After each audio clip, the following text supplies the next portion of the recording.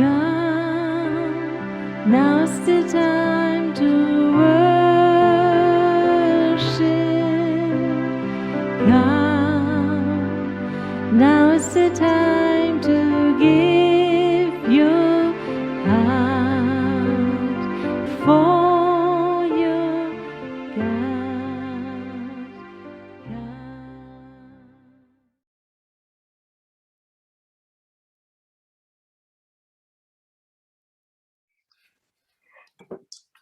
Ce qui me tient beaucoup à cœur, c'est de parler de ce monde invisible, de ce monde spirituel.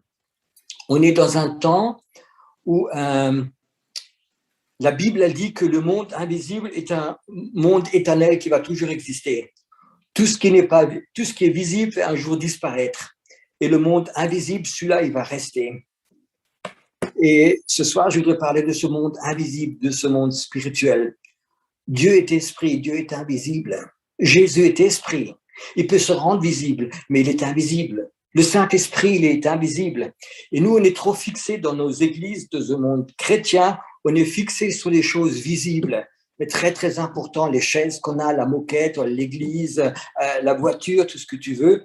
On est tellement fixés, nos sens sont fixés sur les choses visibles, alors qu'on est vraiment dans Dieu veut nous rendre dans de l'invisible.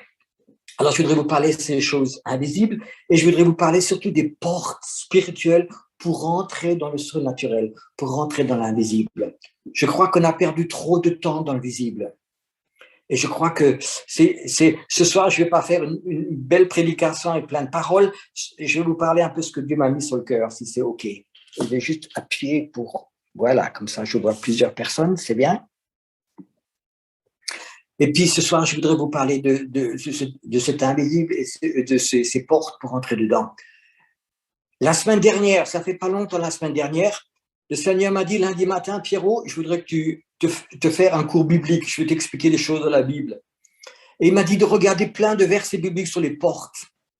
Et donc, je suis allé sur ces portes, j'ai parlé de ces portes et le Seigneur a commencé à me parler sur quelle est la valeur de ces portes. Et il a commencé à m'expliquer plein de choses. Et il m'a dit, maintenant, on va pratiquer. Va dans cette ville et je vais t'enseigner comment ça marche. Alors, je voudrais quand même vous donner qu'est-ce que c'est une porte spirituelle? Une porte dans le naturel, c'est aller d'un endroit à l'autre. Pour aller de ta cuisine, de ton salon, de la cuisine, il faut que tu passes une porte. Donc, une porte, c'est dans le monde invisible, c'est toujours quelque chose pour passer d'un endroit à l'autre. Pour passer du naturel dans le surnaturel, il faut passer à travers une porte. Et je crois que c'est un temps où Dieu veut ouvrir des portes.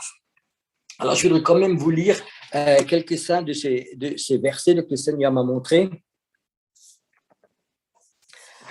Alors, peut-être un verset que vous connaissez tous, enfin, vous ne connaissez peut-être pas, c'est Rebecca. Sa famille l'a bénie avant qu'elle est partie.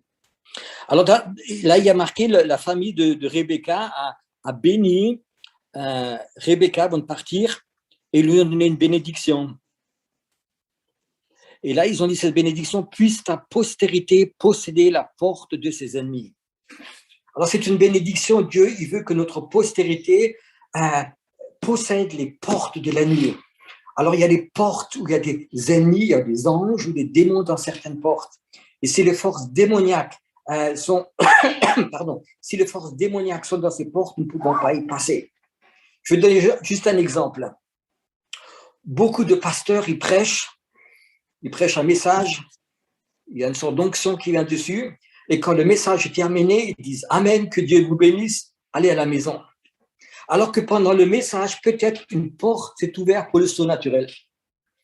Mais il ne passe pas à travers cette porte. Pourquoi? Parce que souvent, dans cette porte, il y a quelqu'un. Il y a peut-être un petit esprit qui dit « Mais tu n'es que pasteur, tu n'es pas prophète, tu n'es pas apôtre.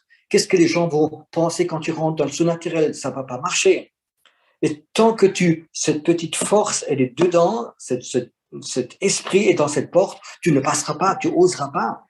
Et je crois qu'il faut que tu saches que beaucoup de portes, Dieu veut les ouvrir, mais c'est à nous souvent de les délivrer, de libérer ces portes. Quand j'ai été tout jeune chrétien, j'ai eu une invitation qui était presque surnaturelle. Il y avait un prophète qui s'appelait Bob Mann. C'était un Écossais. Et il avait à Majorque un hôtel où il faisait des séminaires prophétiques. Et les gens venaient d'Allemagne, de Suisse, ils allaient là-bas et ils recevaient un enseignement prophétique. C'est un homme qui servait dans le réveil, dans le feu de Dieu. Et je suis arrivé et comme je sortais d'une petite église pentecôtiste très, très traditionnelle, j'avais l'habitude des longues prédications des pasteurs avec 25 ou 40 versets bibliques, et puis avec un Alléluia et des Amen, et puis tu rentrais à la maison, tu étais rempli. Et là, je suis allé voir ce prophète, et lui, il prêchait pas comme tous les pasteurs, il racontait des choses. Et il disait, et quand il avait fini de prêcher, il disait Amen, il fermait les yeux, il disait Saint-Esprit, que veux-tu que je fasse maintenant? Et je n'avais jamais vu ça. Et je disais, ce monsieur, il est fou, qu'est-ce qu'il fait? Il fermait les yeux et puis il a dit Yes, Lord, yes, Lord, yes, Lord. Et puis brusquement, il allait chez des gens et disait, Seigneur va te dire ça, le Seigneur va te guérir. Il se promenait dans la salle, il faisait des choses. J'avais jamais vu ça. Et le soir, pareil, il a nouveau un message, exactement pareil. Et puis, il dit Amen. Il dit, Saint-Esprit, qu'est-ce que je dois faire? Et il refait exactement pareil. Moi, je pensais, est-ce que c'est de la manipulation? Est-ce que c'est juste? Qu'est-ce que c'est Dieu? Est-ce qu'on peut faire ça? Et puis, comme le 3e, 4e jour, il a refait ça. Alors, il a prêché un matin. Il dit, il ferme les yeux. Il dit, Saint-Esprit, qu'est-ce que je dois faire? Et il dit, Seigneur, si c'est toi, si c'est pas du cinéma, dis-lui d'aller me voir. Il dit, Saint-Esprit, qu'est-ce que je dois faire? Yes, Lord, yes, Lord. Il ouvre les yeux, il va tout droit sur moi. Et il prophétise dans ma vie les derniers 30 ans que je viens de voir. Il dit tout sur ma vie. Et j'avais compris une chose, ce monsieur, il prêchait, et puis à un moment, il passait dans la porte du surnaturel. Il passait par une porte. Et Pierre, toi qui me connais, j'ai fait au moins 30 écoles de prophètes en Allemagne et j'ai invité des prophètes des États-Unis, des Indes, de tous les pays. Et je leur demandais toujours, en particulier, comment vous faites pour rentrer dans le surnaturel? Et presque chacun avait une autre manière de rentrer dans le surnaturel. Il y a un prophète américain qui était chez nous, je ne me rappelle même plus du nom. Il me disait, tu sais, quand je finis de prêcher, c'est comme un esprit, je tire un trait par terre, je me mets devant ce trait et je fais un pas, je traverse ce trait et je rentre dans le surnaturel. Et ça, je fais toujours. Je passe à travers ce trait et rentre dans une porte. Alors, il faut que tu saches qu'il existe des portes pour rentrer dans le surnaturel. Dans la Bible, il y a une porte qui s'appelle Bethel. C'est là où cette échelle est descendue, où les anges sont montés et descendus, où Jacob est rentré dans ce surnaturel. Et je suis sûr que Bethel, encore aujourd'hui, il y a là-bas une porte du surnaturel. Il y a une porte pour rentrer dedans.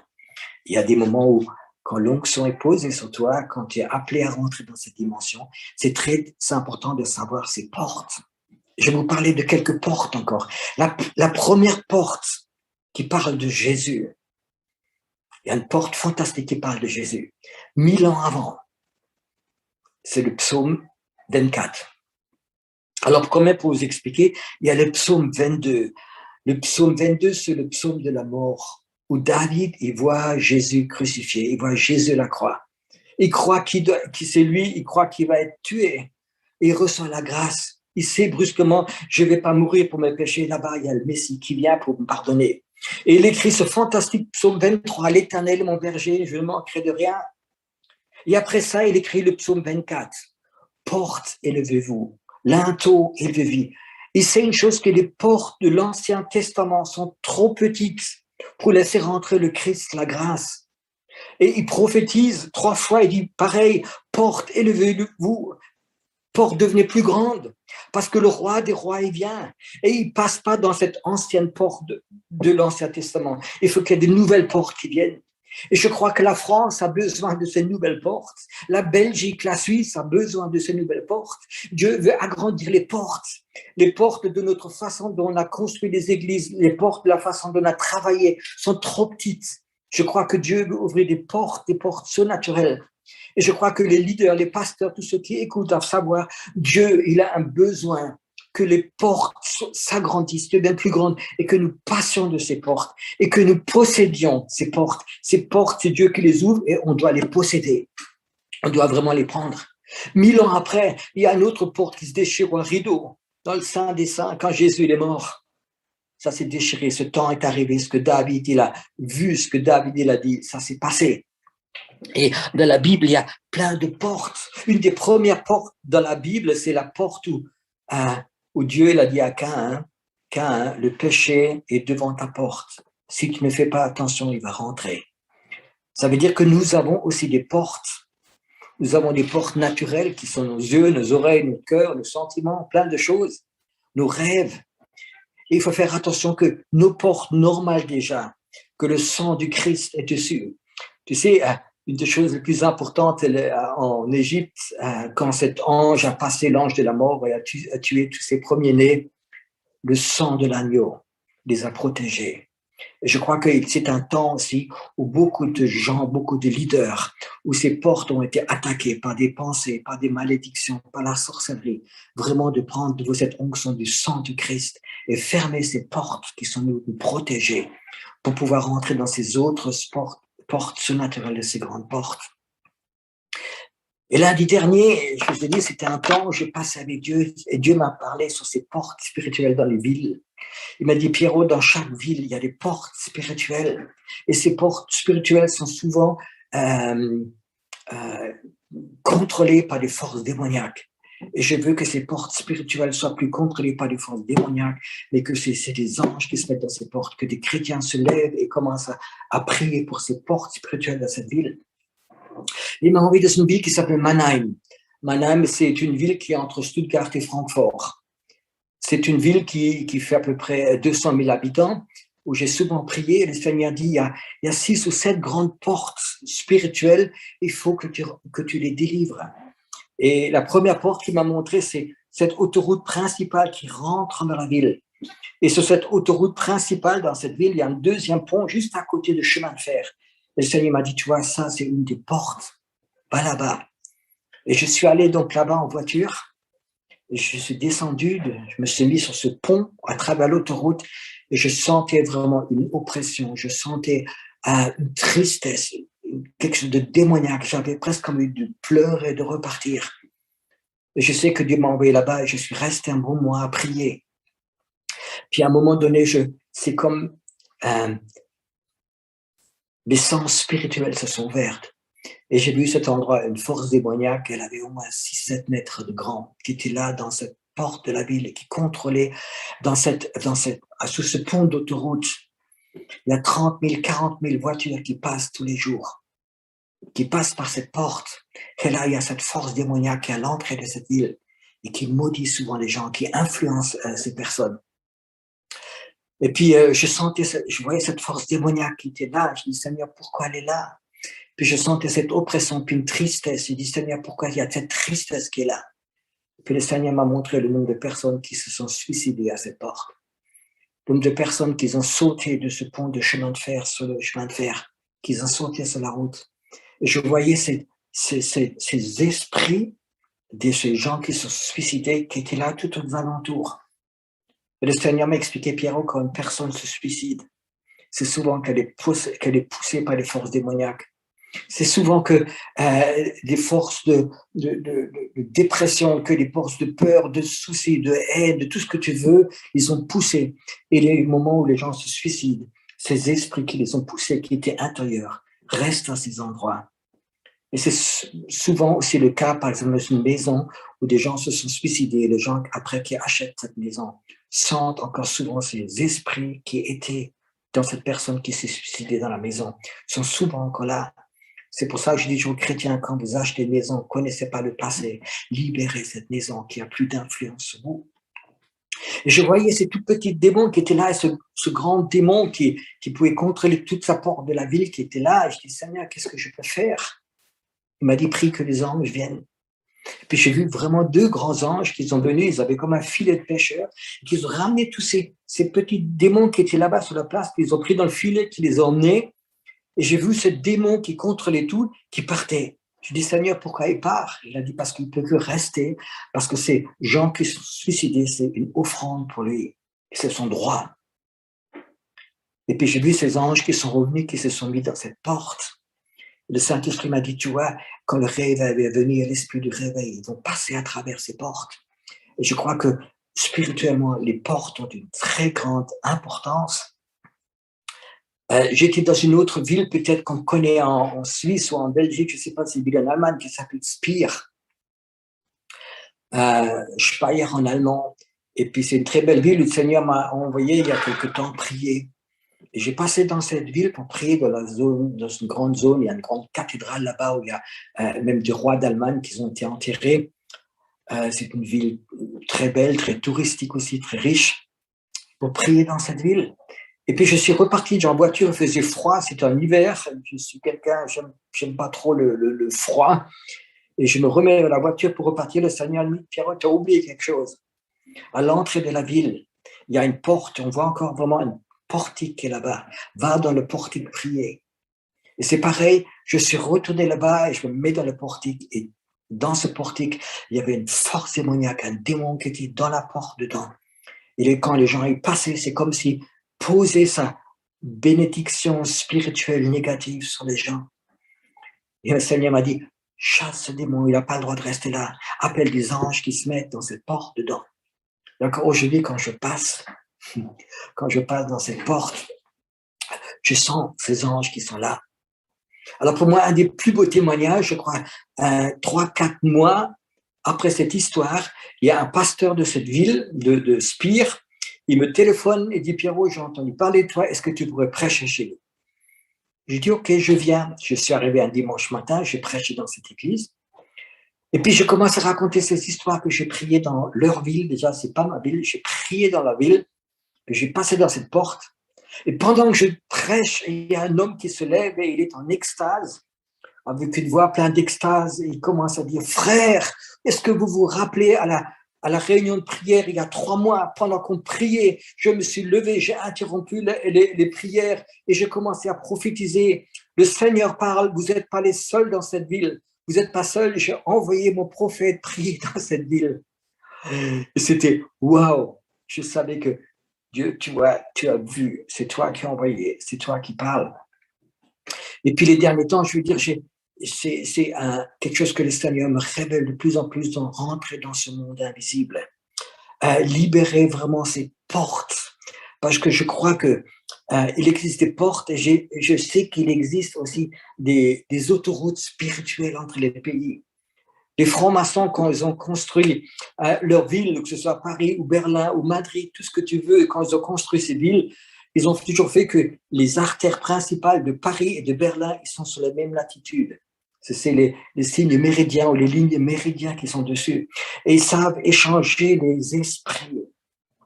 Nous, les chrétiens, nous sommes des fois un peu limités dans notre tradition, dans nos églises dedans. Et le Seigneur m'a dit, il existe des routes spirituelles comme dans les avions, il y a des routes qu'ils doivent prendre avec des contrôleurs. Il existe des routes spirituelles. Et je me rappelle, il y a un temps où j'ai fait beaucoup de conférences de jeunes, France, Allemagne, Belgique, Suisse, où des centaines de jeunes de France et d'Allemagne et de Suisse venaient. Le fils de Pierre, il est venu avec un bus complet avec des jeunes dedans. Et puis il y a eu un temps d'adoration, il y a des conférences de jeunes et le Seigneur m'a dit, tu vois, cette communion entre les nations, ça fait des ponts spirituels quand vous priez ensemble, quand vous adorez ensemble, faire vraiment des ponts spirituels entre les villes, entre les pays. Je crois qu'on a trop longtemps dormi.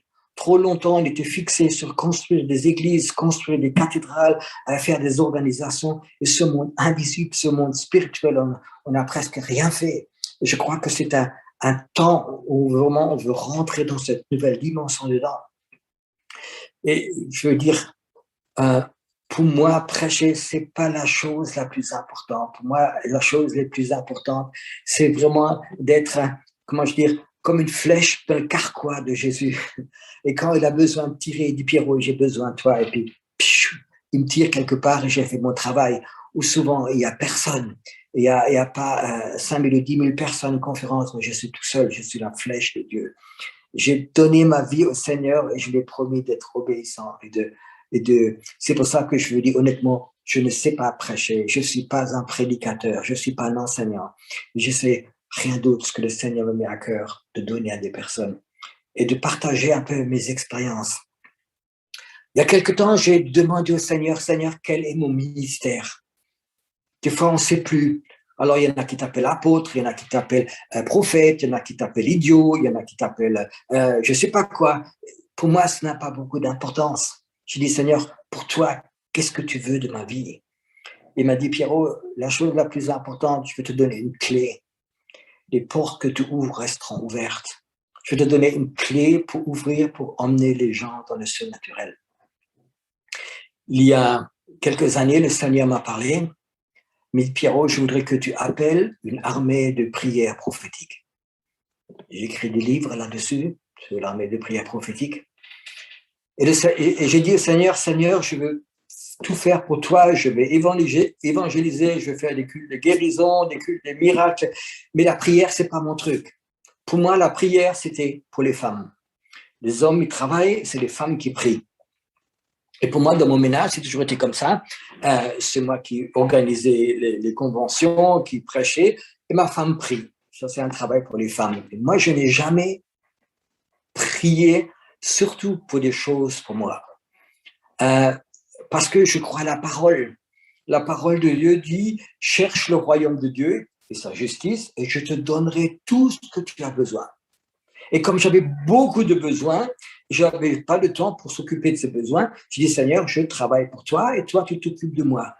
Et de mon dernier témoignage que je donnais chez vous, toutes mes dettes, tous mes problèmes, le Seigneur a pourvu et je n'ai jamais prié pour ces choses-là. Je n'ai jamais prié pour moi. Jamais. Et j'avais des grands problèmes et viendront toujours encore. Et je sais une chose, je ne prierai pas pour mes problèmes, je prierai pour le royaume de Dieu.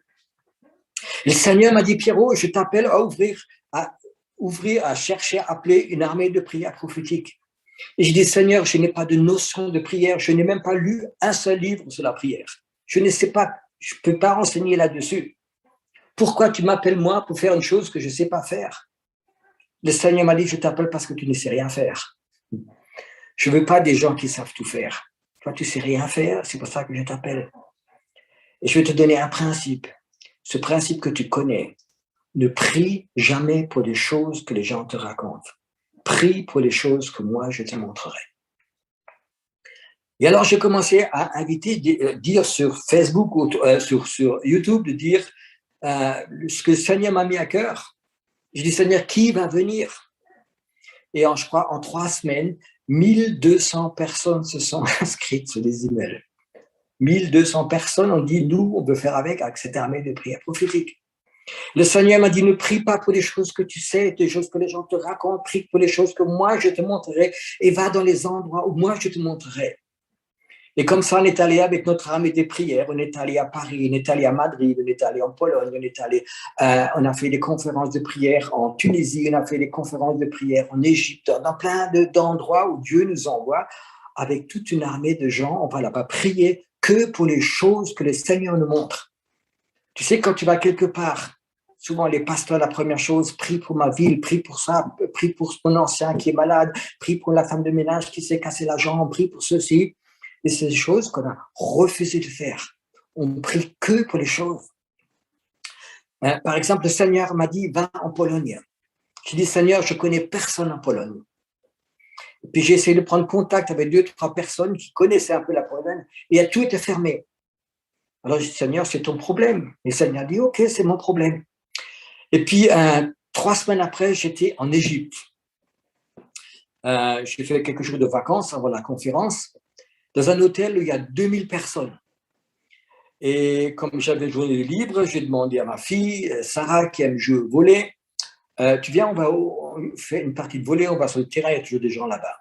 Et ce jour-là, malheureusement, sur le terrain de volley, il n'y avait que 2 personnes encore.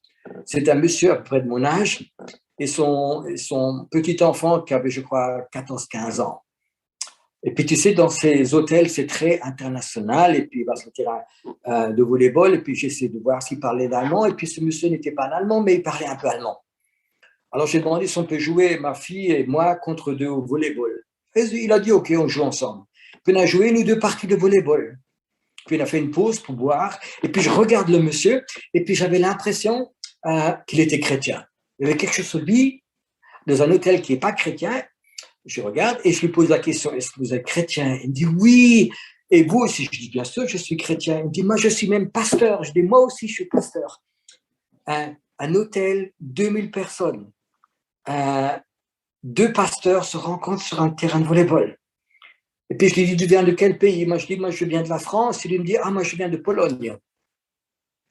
Et puis là, on a parlé ensemble 10 minutes. Je dis, écoute, Dieu m'a dit, tu vas en Pologne avec une armée de prière pour prier pour la Pologne. Et il me regarde, il me dit, mais tu es de quel milieu? Allez, ça commence déjà. Alors je lui dis, bah, je suis du milieu charismatique, pentecôtiste. Il dit, ah, gloire à Dieu, moi aussi. Mais il n'était pas tout à fait convaincu encore. Et puis, 8 jours après, il me téléphone, il me dit, Pierrot, j'ai une conférence de jeunes en Pologne. Est-ce que tu peux venir, mon orateur est tombé à l'eau, est-ce que tu peux venir prêcher? Je dis, ok, j'ai pris l'avion, je suis allé en Pologne. À cette conférence de jeunes, j'ai enseigné, j'ai parlé. Et le Seigneur, il a mis cette main dans le gant. Et puis, ils ont été tellement touchés. Les Pierre revient ton armée de prière.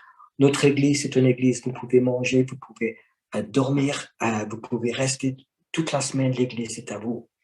Donc, on est arrivé là-bas avec un avion complet. On a pris l'église, on a prié. Juste pour vous raconter, et on ne savait pas sur quoi prier. Tu sais, Dieu, il veut donner de la manne tous les jours. Il n'a pas besoin d'un programme sur toute l'année. Et quand tu vas à la prière, tu vas quelque part où Dieu t'envoie, il te donne la manne tous les jours pour ce que tu veux faire. On était là le premier jour, et le Seigneur dit, tu envoies toutes les personnes qui sont là 2 par 2 dans la ville.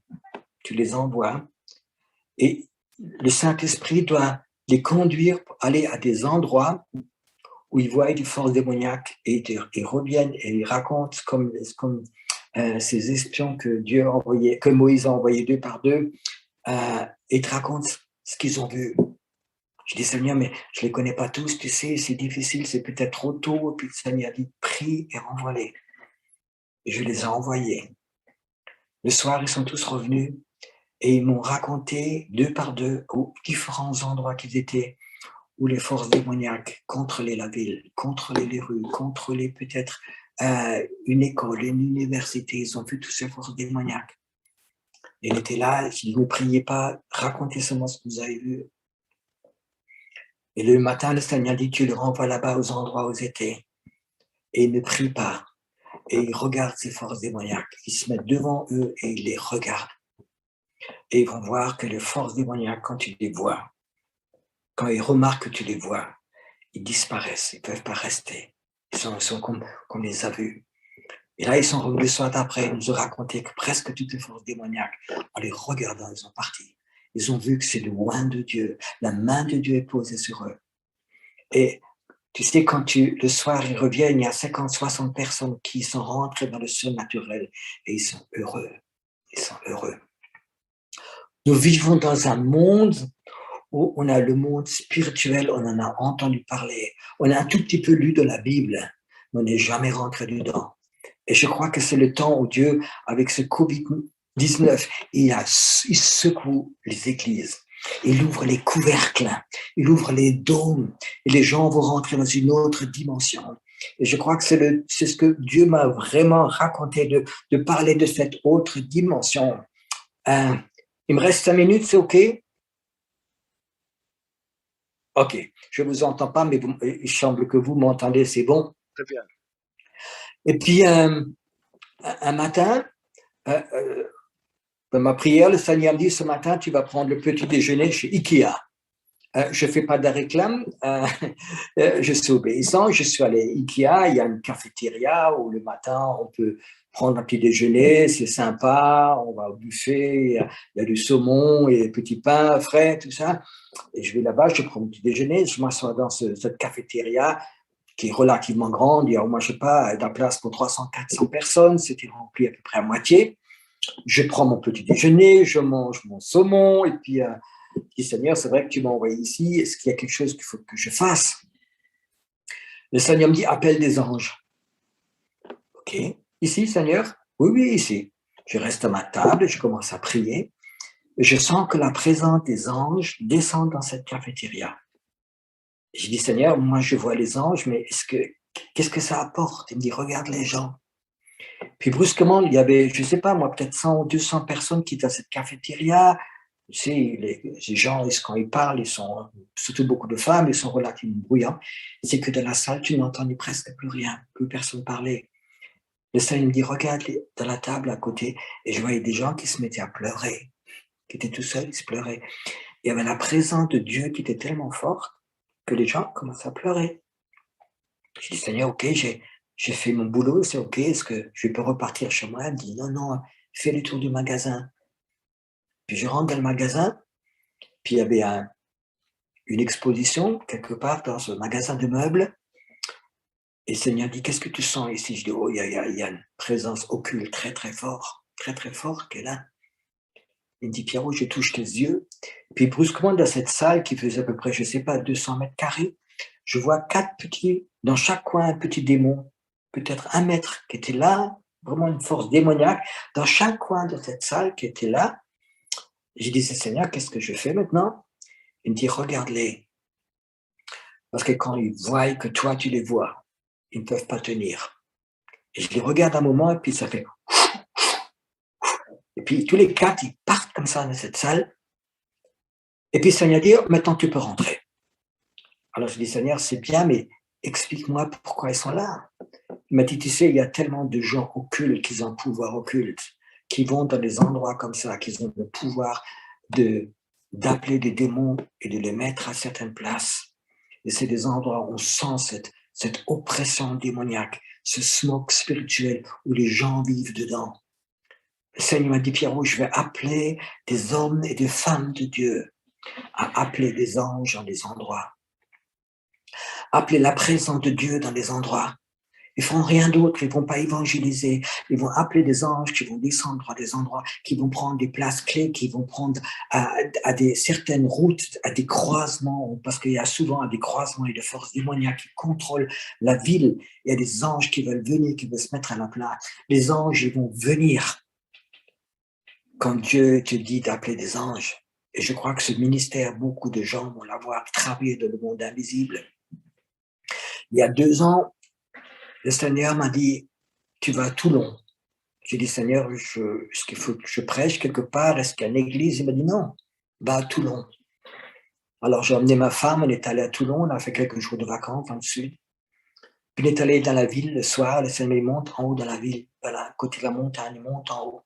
On peut se promener, puis à un moment donné, il y avait une présence de Dieu très, très forte. Dans cette rue où on était, c'était vraiment très fort. Je regarde ma femme, et puis elle me regarde aussi, elle était très touchée. Il y a quelque chose qui est là. Je dis, oui, il y a des anges qui sont là. Et j'ai parlé au Seigneur, je dis, Seigneur, qu'est-ce que tu veux que je fasse? Il m'a dit, appelle-les, tu as le droit de les appeler. Tu as le droit de leur parler. J'ai commencé à appeler tous les anges du sud, du nord de venir. C'est comme toute la rue, c'était rempli d'anges. Et puis il y avait un ange très grand qui était là, le Seigneur dit, tu peux lui parler, il veut te communiquer. Alors il m'a parlé, il m'a dit, Pierrot, c'est tellement important qu'il y ait la communication entre les intercesseurs prophétiques et les anges. Parce que nous, les anges, on a les plans de la ville, on a les plans de réveil de Dieu pour la ville. Mais on ne peut rien faire si vous ne priez pas. On a besoin de vous pour prier. Arrêtez de prier pour vos bobos, mais priez pour le plan de Dieu qui se réalise. Et j'ai compris une chose. Dans chaque ville, il y a un ange de la ville. Il y a des anges à des endroits stratégiques, il y a des démons à des portes dedans.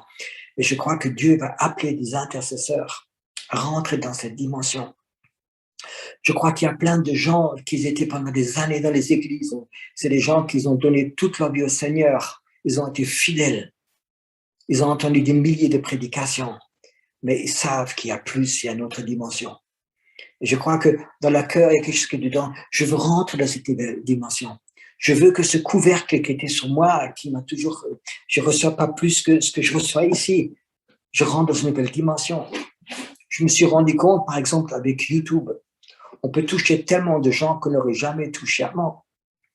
Quand le Covid-19 a commencé, puis qu'on a commencé à fermer toutes les églises, le Seigneur m'a parlé, il m'a dit, Pierrot, va sur YouTube et fais 40 jours de prière. J'ai dit, Seigneur, mais qui je suis? Enfin, je discute un petit peu. Je ne connais pas beaucoup sur YouTube. J'ai commencé. On a commencé le premier soir, il y avait 500 personnes.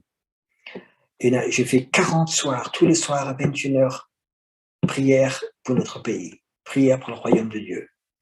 Et tous les jours, ça s'est rajouté.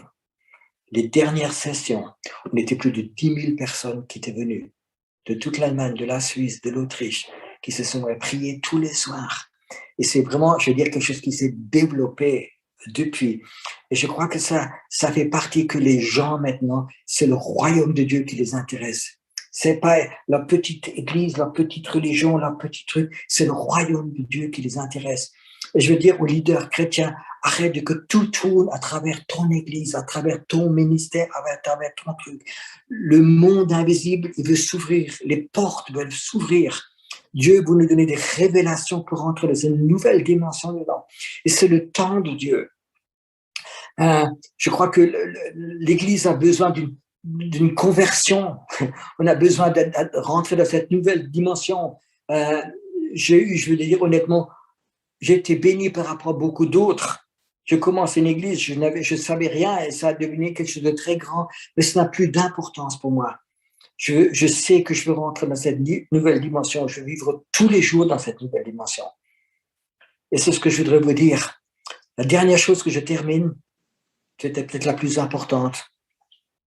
J'ai demandé au Seigneur, Seigneur, quel est mon ministère? Il m'a dit, Pierrot, si toi tu ouvres, tu pries et tu ouvres des portes, il y a des gens qui vont rentrer dans cette nouvelle dimension.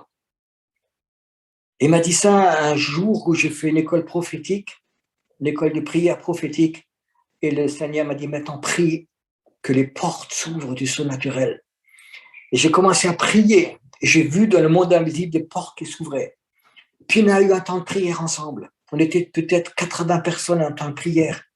Et après, des gens, ils sont venus me voir, ils m'ont dit pendant la prière, ils n'étaient plus dans la salle. Il y a une jeune fille qui m'a dit, elle était à la salle, elle priait, elle parlait, elle priait, et puis brusquement, elle était dans le Brésil. Elle se promenait dans le Brésil, elle priait pour des gens, et brusquement, elle était au niveau de la salle. En esprit, elle est sortie, et puis c'est un temps où vraiment, les gens vont rentrer dans le niveau de l'esprit. Le temps de, on était fixés dans nos 4 murs. Il va devenir beaucoup plus petit, ces 4 murs. Mais le monde invisible va devenir beaucoup plus grand. Les portes sont ouvertes. Peut-être des gens qui écoutent, ou des gens qui vont encore écouter. Si tu veux, je vais prier, le Seigneur va ouvrir une porte. C'est le temps de rentrer. C'est le temps que quand tu pries, que tu arrêtes avec tes petites prières. Il y a des moments pendant que tu pries, le Seigneur va ouvrir des portes. Rentre dans ces portes. Rentre dans le surnaturel. Dieu, il veut te parler. Et souvent, quand Dieu veut te parler, il ne va pas te répondre à ce que tu veux, mais il va dire d'autres choses. Sois prêt. Seigneur, je sais que ce soir, des hommes et des femmes de Dieu, ils ont envie de rentrer dans une nouvelle dimension. Seigneur, je voudrais que tu ouvres des portes dans ce monde invisible de là où tu veux les appeler. Seigneur, l'onction va les enseigner. Toi, tu vas les enseigner. Tu vas leur montrer des choses qu'ils n'ont jamais lues dans un livre, qu'ils n'ont jamais entendues. Seigneur, je sais que j'ai eu peur des temps de rentrer dans des dimensions que je n'avais jamais entendues, que je n'avais jamais lues, je n'avais jamais entendu de personne. Et je suis rentré et je t'ai fait confiance. Seigneur, je prie vraiment que tu ouvres des portes, que dans la Suisse, que dans le Canada, qu'en Belgique, en France, des hommes et des femmes, ils ont cette envie de rentrer dans ces portes, de prendre possession de ces portes que Dieu l'a ouvertes pour eux, pour leurs enfants, pour ceux qui vont vivre dans le nom de Jésus. Merci Jésus que tu les aimes tous et que toi, par cet amour, tu vas leur aider. Amen. Now's the time to worship God. Now is the time.